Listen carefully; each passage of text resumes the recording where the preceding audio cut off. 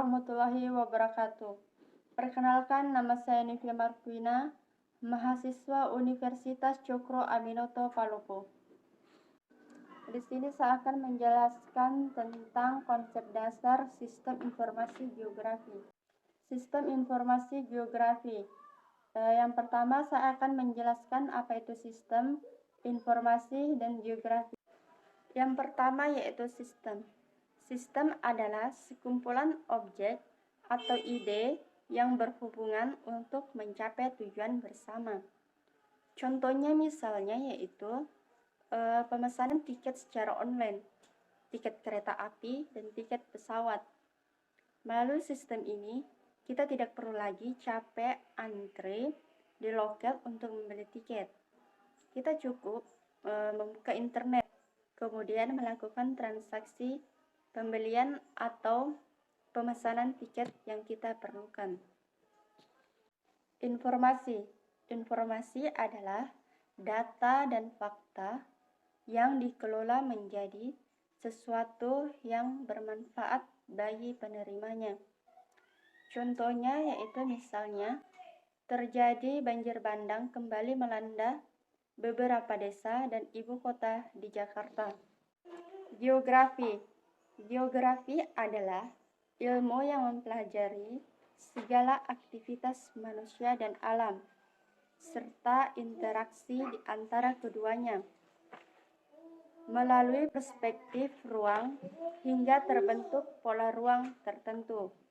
Contohnya yaitu misalnya aliran sungai terkait dengan struktur geologi dan jenis batuan. Pola pemukiman penduduk terkait dengan sungai, jalan, dan bentuk lahan. Sistem informasi geografis. Sistem informasi geografis merupakan sistem informasi berbasis komputer yang digunakan untuk mengolah, menganalisis, mengintegrasikan, menyimpan, dan menampilkan data informasi berbasis geografis. Adapun pengertian dari data. Data adalah bahan dasar yang dapat diolah atau diproses menjadi suatu informasi yang memiliki arti, sehingga berguna untuk keperluan. Secara garis besar, data dalam sistem informasi geografis terdiri atas dua data, yaitu data keruangan dan data atribut. Data keruangan. Data keruangan yaitu data dalam bentuk grafis yang menunjukkan ruang lokasi atau tempat di permukaan bumi. Data keruangan terdiri atas 3 elemen gambar, yaitu tipe titik, garis, dan area. Adapun manfaat dari sistem informasi geografis dalam berbagai bidang, yaitu 1. Manfaat sistem informasi geografis dalam inventarisasi sumber daya alam, yaitu mengetahui persebaran sumber daya alam, kemudian mengetahui persebaran kawasan lahan. Contohnya kawasan lahan potensial dan lahan kritis, pemanfaatan, perubahan, dan penggunaan lahan secara rehabilitas dan konversi lahan. 2. Manfaat sistem informasi geografis dalam perencanaan pola pembangunan, yaitu sistem informasi geografis bermanfaat sebagai acuan perencanaan pembangunan agar pembangunan dapat terencana lebih awal dan tidak tumbuh semeraut atau tidak teratur, serta tetap memperhatikan kelestarian lingkungan. Nomor 3. Manfaat sistem informasi geografis dalam bidang sosial, yaitu mengetahui potensi dalam persebaran penduduk, mengetahui luas dan persebaran lahan, pertahanan, serta lingkungan pola drainasenya. Kemudian untuk pendataan dan pengembangan jaringan transportasi. 4. Manfaat sistem informasi geografis untuk pengawasan daerah bencana alam, yaitu memantau luas wilayah bencana alam. Kemudian pencegahan terjadinya bencana alam masa datang. Kemudian menyusun rencana-rencana pembangunan kembali daerah bencana alam. 5. Manfaat sistem informasi geografis dalam keselamatan masyarakat, yaitu perencanaan persiapan keadaan darurat. Kemudian respon dan penanggulangan keadaan darurat, analisis kriminal, dan perencanaan patroli. 6. Manfaat sistem informasi geografis dalam telekomunikasi, yaitu melalui sistem informasi geografis ini, perusahaan telekomunikasi dapat membuat fasilitas dan pemetaan kawasan, rute penempatan kabel, aplikasi penanganan pelanggan, dan perencanaan, pemeliharaan, dan analisis peluasan jaringan telekomunikasi. 7. Manfaat sistem informasi geografis dalam bidang transportasi, yaitu manajemen pemeliharaan dan perencanaan terhadap perluasan jaringan transportasi. Kemudian inventarisasi jaringan transportasi seperti jalur-jalur angkutan umum beserta kendaraan-kendaraan publik lainnya. 8. Manfaat sistem informasi geografis dalam bidang ekonomi, bisnis, dan marketing. Sistem informasi geografis ini dimanfaatkan untuk penentuan lokasi-lokasi bisnis yang prospektif untuk bank, pasar, swalayan atau supermarket, dan sejenisnya. Selanjutnya yaitu konsep dasar esensial geografi. Konsep dasar esensial geografi ada 10. Yang pertama, lokasi. Lokasi yaitu membahas tentang letak atau posisi spesial dari objek tertentu di permukaan bumi. Kemudian yang kedua yaitu jarak. Jarak adalah ruang yang menghubungkan antara dua lokasi atau dua objek. Contohnya yaitu jarak ke Jakarta, Malang dengan pesawat adalah 1,5 jam. Yang ketiga, keterjangkauan. Konsep geografi ini mengacu pada kemudahan untuk mencapai suatu objek yang dipengaruhi oleh kondisi geografis suatu wilayah. Contohnya yaitu dari Jakarta akan lebih mudah menjangkau Kota Padang daripada Kepulauan Mentawai. 4. Pola. Konsep ini mengacu pada susunan dan penyebaran fenomena pada ruang di muka bumi. Contohnya yaitu pola pemukiman penduduk di wilayah pesisir memanjang mengikuti garis pantai. 5. Yaitu morfologi.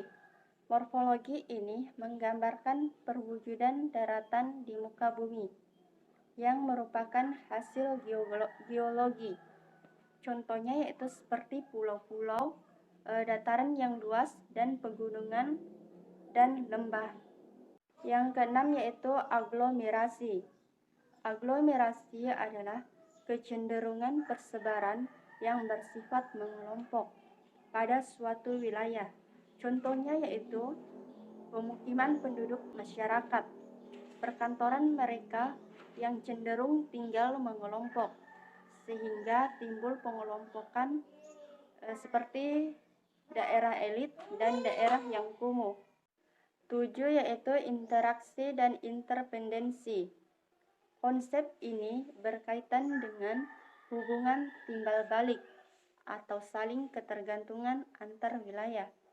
Contohnya yaitu hubungan antar desa dan kota. Warga kota membutuhkan makanan dari desa, sedangkan warga desa membutuhkan teknologi dari kota. 8 yaitu nilai kegunaan. Nilai kegunaan ini mengacu pada kelebihan yang dimiliki suatu tempat atau wilayah tertentu dan memiliki nilai kegunaan yang berbeda berdasarkan fungsinya. Contohnya yaitu wilayah yang memiliki alam yang indah, cocok sebagai daerah wisata. 9. Diferensiasi area. Diferensiasi area ini menggambarkan keunikan atau karakteristik antara wilayah satu dengan yang lainnya.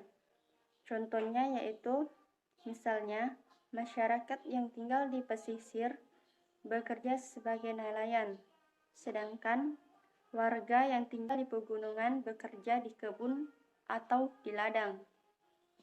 10. Keterkaitan ruang. Konsep ini menunjukkan tingkat hubungan antar wilayah. Contohnya yaitu daerah hilir mengalami banjir karena pembangunan yang terjadi di daerah hulu. Pendekatan geografi. Pendekatan geografi ada 3. Yang pertama yaitu pendekatan keruangan. Pendekatan keruangan ini berupaya untuk mengkaji persamaan dan perbedaan geosfer, fenomena geosfer dalam ruang. Pendekatan keruangan digunakan untuk mengetahui persebaran penggunaan ruang yang telah tersedia dan bagaimana penyediaan ruang yang akan digunakan untuk berbagai kebutuhan. Contohnya yaitu untuk perencanaan pembukaan lahan pemukiman. Banyak data yang harus diketahui untuk memenuhi persyaratan.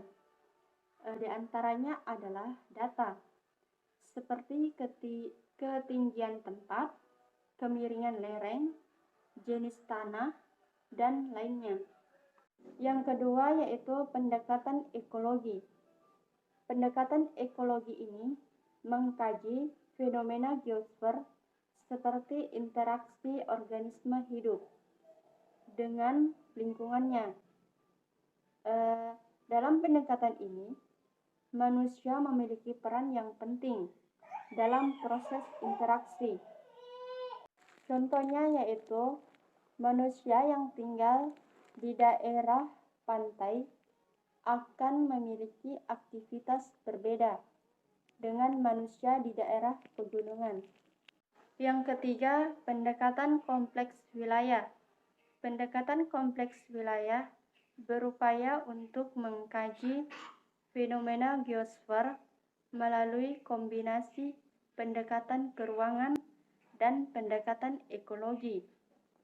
Interaksi antar wilayah atau berkembang karena pada hakikatnya setiap wilayah di bumi berbeda antara satu dengan yang lain. Contohnya misalnya yaitu wilayah pedesaan akan melakukan interaksi dengan wilayah perkotaan guna memenuhi kebutuhan sekunder dan tersier. Sebaliknya juga begitu, perkotaan berinteraksi dengan pedesaan guna memenuhi kebutuhan pangan dan tenaga kerja. Selanjutnya, prinsip dasar geografi. Prinsip suatu ilmu digunakan sebagai dasar untuk menjelaskan fenomena yang terjadi dengan memahami karakteristik yang dimiliki dan keterkaitan fenomena tersebut dengan permasalahan lain. Adapun prinsip-prinsip yang dipegang dalam geografi yaitu 1. Distribusi. Distribusi adalah persebaran fenomena geografi. 2. Interrelasi adalah pola hubungan atau keterkaitan antar fenomena yang terjadi di permukaan bumi. 3. Deskripsi. Deskripsi adalah penjelasan fenomena yang ada di bumi. 4. Korologi. Korologi adalah kondisi suatu wilayah atau perpaduan distribusi, interrelasi, dan deskripsi. Mungkin itu saja yang bisa saya jelaskan tentang konsep dasar sistem informasi geografis.